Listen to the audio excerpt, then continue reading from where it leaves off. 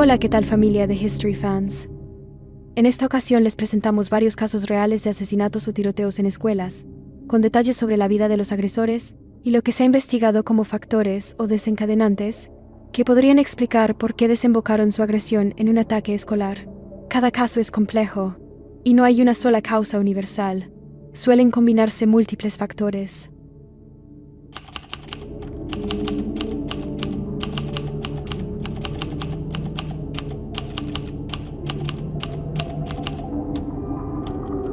Caso 1, The Covenant School, Nashville, 27 de marzo de 2023.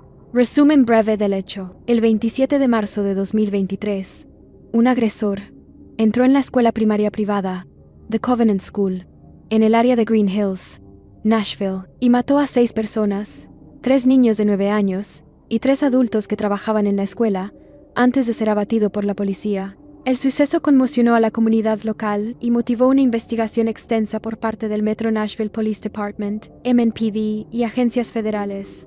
¿Quién fue el agresor?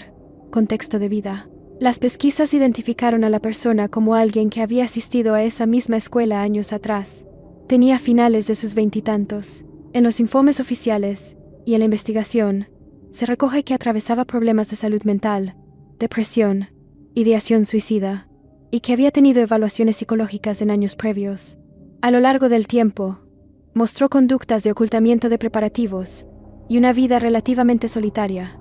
Sus escritos personales revelaron rabia, resentimientos y reflexiones caóticas sobre el mundo y sobre sí mismo, señales previas y preparación que se encontró en la investigación.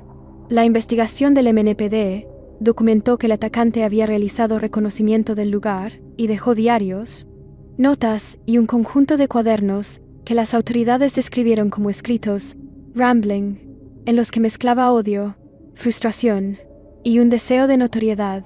Las autoridades señalaron que existió planificación durante meses, no fue un acto puramente impulsivo, y que el agresor tomó medidas para ocultar algunas de sus preparaciones. Por ejemplo, borrar evidencia digital, según el informe.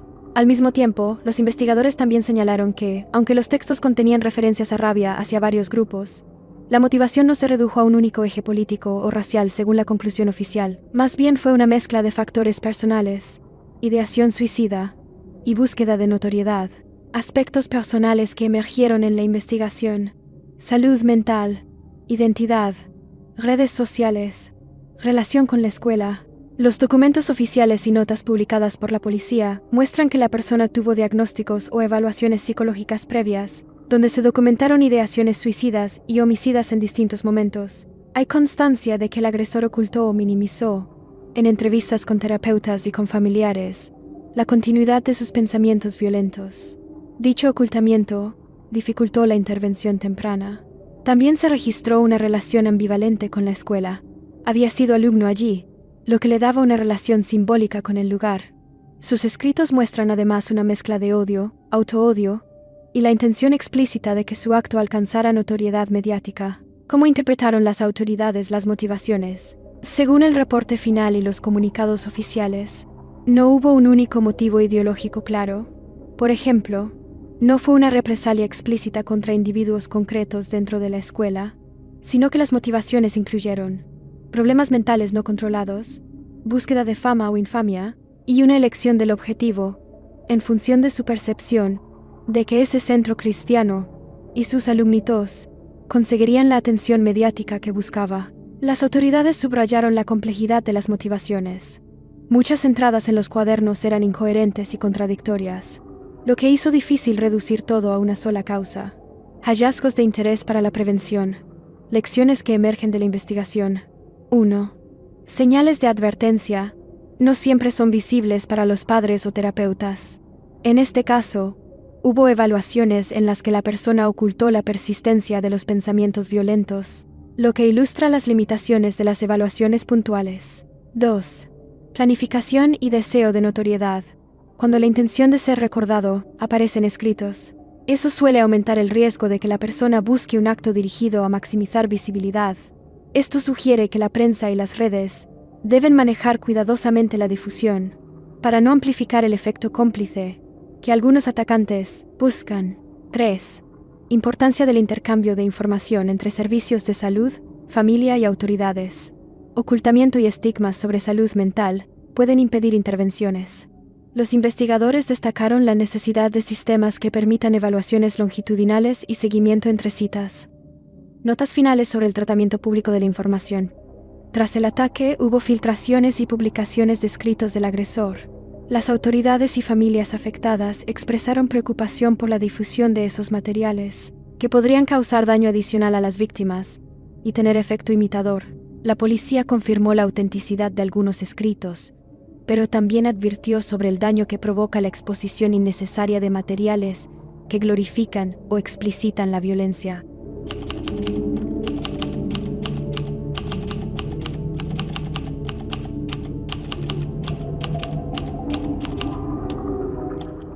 Caso 2, Red Lake Senior High School, Minnesota, 21 de marzo de 2005. El 21 de marzo de 2005, la comunidad nativa de Red Lake, en Minnesota, quedó marcada por una de las tragedias escolares más graves en la historia de Estados Unidos. Aquel día, Jeff Wise, un joven de 16 años, llegó a la escuela secundaria Red Lake Senior High, armado y dispuesto a llevar a cabo un ataque que dejaría 9 muertos, incluido él mismo, y más de una decena de heridos. Antes de entrar al plantel, Wise había asesinado a su propio abuelo, un oficial de policía, y a la pareja de este, apropiándose de sus armas y del vehículo patrulla para ejecutar su plan. La vida de Jeff había estado atravesada por el trauma desde la infancia. Su padre se quitó la vida cuando él apenas tenía 8 años, y su madre quedó con secuelas graves tras un accidente automovilístico, lo que obligó a internarla en un centro de atención permanente. El niño quedó entonces bajo el cuidado de distintos familiares, pero principalmente de su abuelo,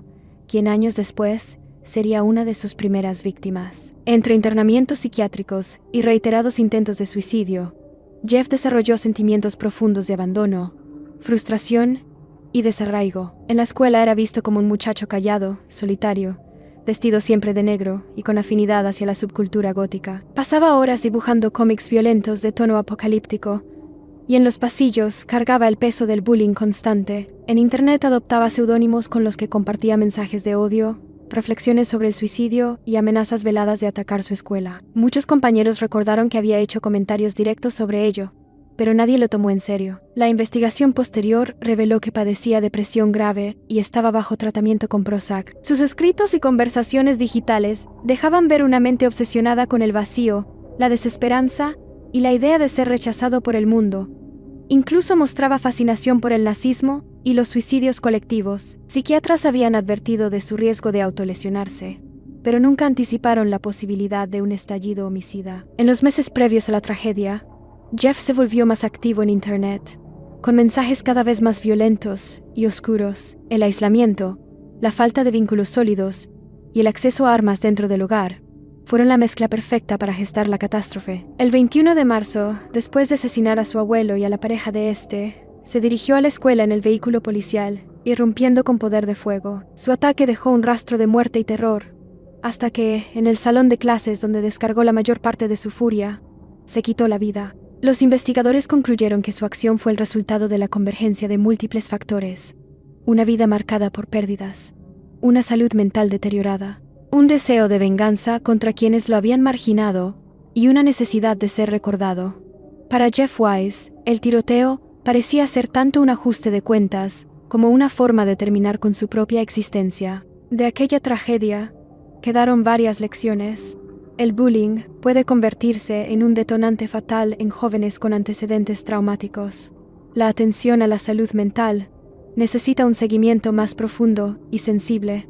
Las señales de violencia en Internet deben ser tomadas con mayor seriedad, y el acceso a armas en el hogar constituye un riesgo crítico. Red Lake no solo fue escenario de un tiroteo devastador, sino también de un recordatorio doloroso de lo que ocurre cuando los signos de alarma no se atienden a tiempo.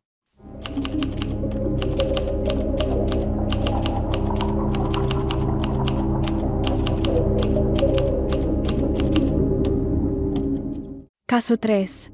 Weston High School, Cazenovia, Wisconsin, 29 de septiembre de 2006. El 29 de septiembre de 2006, la tranquila comunidad de Cazenovia, Wisconsin, se vio sacudida por un hecho trágico dentro de la Weston High School. Ese día, Eric Hainstock, un adolescente de 15 años, entró al edificio armado con una escopeta calibre 20 y un revólver calibre 22. Según sus propias palabras, su intención no era masacrar, sino obligar a que lo escucharan después de años de sentirse ignorado y humillado por sus compañeros, y desatendido por los adultos. Sin embargo, el desenlace fue letal. Al enfrentarse al director de la escuela, John Klang, terminó disparándole. Klang, a pesar de sus heridas mortales, logró desarmar al joven y contener la situación antes de colapsar. Su sacrificio evitó lo que pudo haberse convertido en una tragedia mucho mayor. La historia de Eric estaba marcada por un trasfondo difícil. Sus padres se separaron cuando era pequeño y gran parte de su infancia transcurrió bajo el cuidado de abuelos y otros familiares. Su padre, descrito como autoritario y en ocasiones violento, fue señalado por negligencia y abuso físico. En casa, Eric carecía de apoyo emocional. En la escuela, encontraba rechazo constante.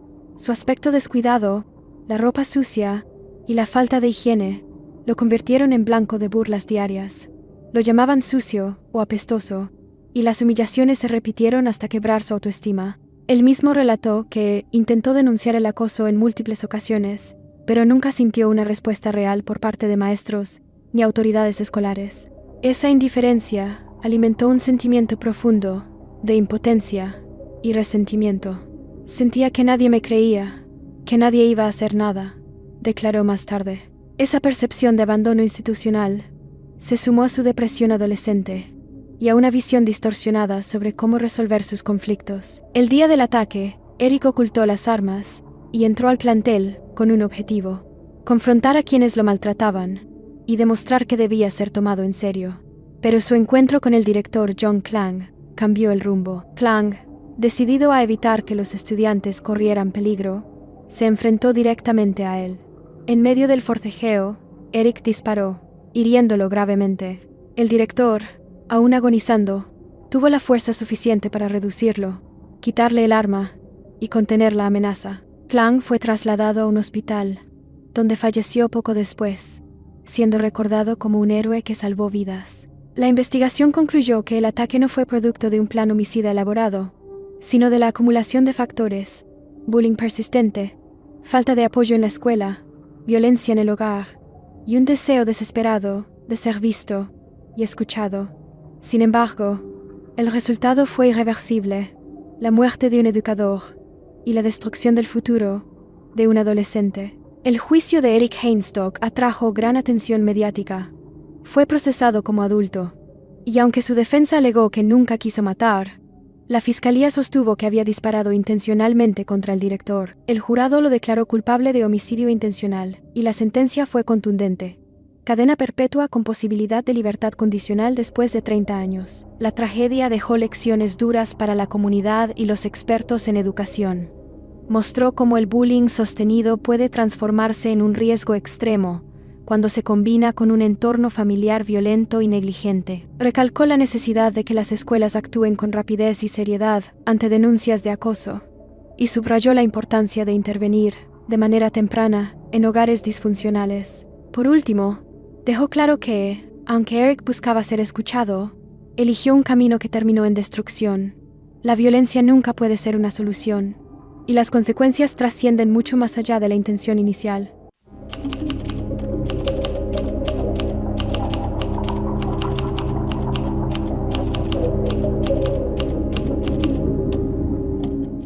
Caso 4. Bethel Regional High School, Alaska, 19 de febrero de 1997.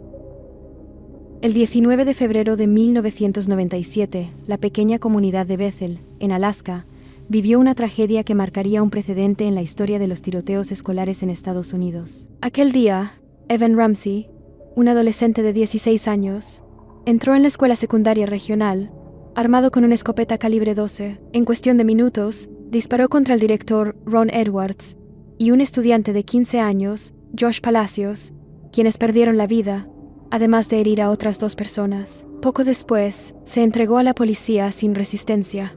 El hecho atrajo atención nacional, siendo uno de los primeros casos de este tipo en la era moderna, antes incluso de Columbine en 1999. La vida de Evan había estado atravesada por el abandono y el trauma desde sus primeros años. Su padre fue encarcelado por violencia doméstica, y su madre, con problemas de alcoholismo, no podía hacerse cargo de sus hijos. Él y sus hermanos pasaron tiempo en hogares de acogida, donde también sufrieron maltrato. Más tarde regresó a vivir con su madre en Bethel, pero la relación era frágil y carente de supervisión. Ramsey creció con la sensación de estar solo, sin estructura familiar ni apoyo emocional. En la escuela, Evan era un muchacho callado y retraído, con dificultades para integrarse. Sufría bullying constante y tenía problemas para relacionarse con sus compañeros. Se refugiaba en videojuegos y en la televisión, mientras acumulaba resentimiento. En los días previos al ataque, llegó a hablar abiertamente con otros estudiantes sobre su plan de llevar un arma y disparar en la escuela. Lejos de detenerlo, algunos lo alentaron, dándole consejos sobre cómo ganarse respeto, lo que reforzó aún más su idea de llevarlo a cabo. Los informes psicológicos posteriores lo describieron como un adolescente deprimido, con baja autoestima y un fuerte resentimiento. Había tenido pensamientos suicidas y parecía tener una visión distorsionada e inmadura de lo que significaba disparar un arma.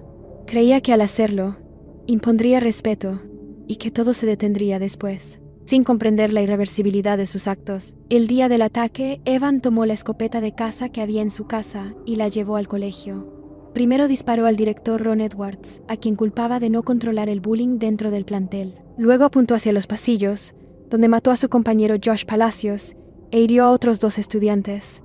Minutos más tarde, cuando la policía lo enfrentó, se entregó sin intentar resistirse ni quitarse la vida. La investigación concluyó que sus motivaciones nacieron de una combinación peligrosa: el abandono familiar y el trauma infantil, el bullying constante en la escuela, la ausencia de adultos que lo contuvieran y la influencia negativa de sus compañeros, quienes, lejos de frenarlo, reforzaron sus intenciones. El juicio fue severo. Evan Ramsey fue declarado culpable de 2 cargos de asesinato en segundo grado y condenado a 210 años de prisión, sin posibilidad de libertad condicional, hasta haber cumplido la misma cantidad de tiempo, lo que en la práctica significaba cadena perpetua. Años después, desde la cárcel, reconocería que no comprendía realmente la magnitud de lo que hacía y que se dejó llevar por la presión y las palabras de otros adolescentes. De este caso surgieron lecciones clave. Se evidenció la importancia de la supervisión adulta en niños que crecen en entornos de negligencia,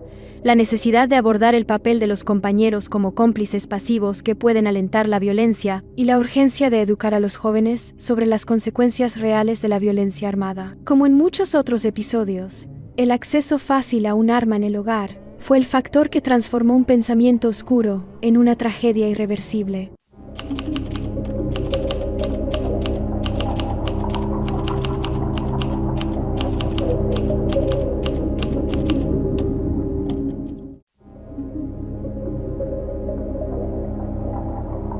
Y bueno, hasta aquí llegamos con este episodio.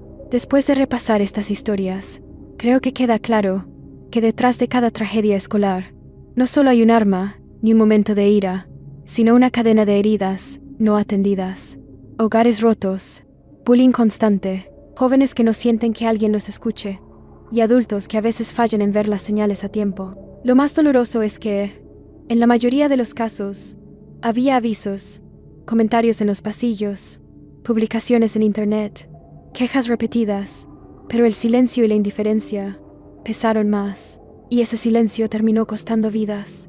La violencia escolar no surge de la nada, se alimenta de la soledad, del abandono, del rechazo, y aunque cada historia tiene sus matices, hay un punto común que no podemos ignorar: la importancia de la prevención, de la salud mental, y de generar espacios donde los adolescentes sientan que sí son escuchados y que su dolor importa. Al final, la pregunta que nos queda es: ¿qué tanto estamos dispuestos a ver y a actuar antes de que sea demasiado tarde? Porque cada caso no solo es una noticia del pasado, sino un recordatorio de que la próxima tragedia puede evitarse si dejamos de mirar hacia otro lado. Yo soy Katia.